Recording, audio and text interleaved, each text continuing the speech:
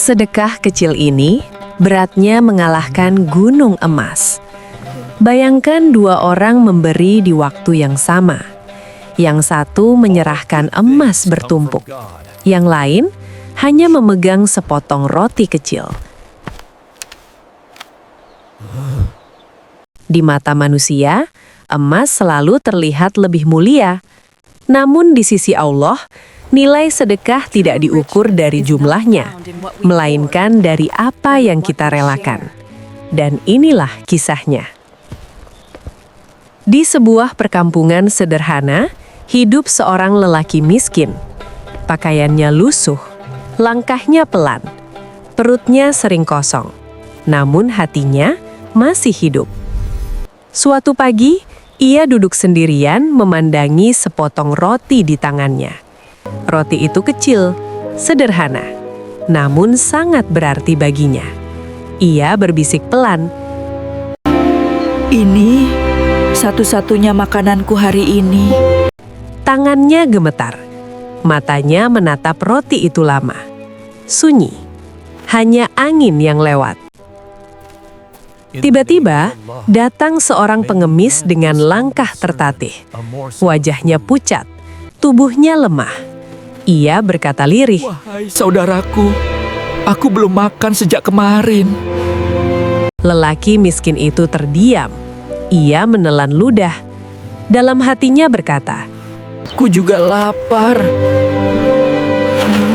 Kalau kuberikan roti ini, apa yang akan kumakan?" Waktu seolah berhenti. Ia memejamkan mata, menarik napas panjang, dan di dalam hatinya, ia memilih untuk percaya. Perlahan, ia membuka mata, lalu berkata pelan, "Ambillah. Semoga Allah memberi kita rezeki." Pengemis itu terkejut. "Tapi ini milikmu." Lelaki miskin tersenyum kecil. "Allah lebih kaya dariku." Roti itu berpindah tangan. Tangannya kini kosong, perutnya kosong, namun hatinya penuh. Pengemis itu menangis. "Semoga Allah membalasmu dengan surga." Lelaki miskin mengangguk pelan. "Doakan, aku tetap kuat." Mereka berpisah. Tak ada yang melihat, tak ada yang memuji, kecuali langit. Di tempat lain, seorang kaya sedang bersedekah. Emas disusun tinggi. Orang-orang mengelilingi. Seseorang berkata, "Sedekahmu luar biasa." Ini hanya sebagian kecil dari hartaku.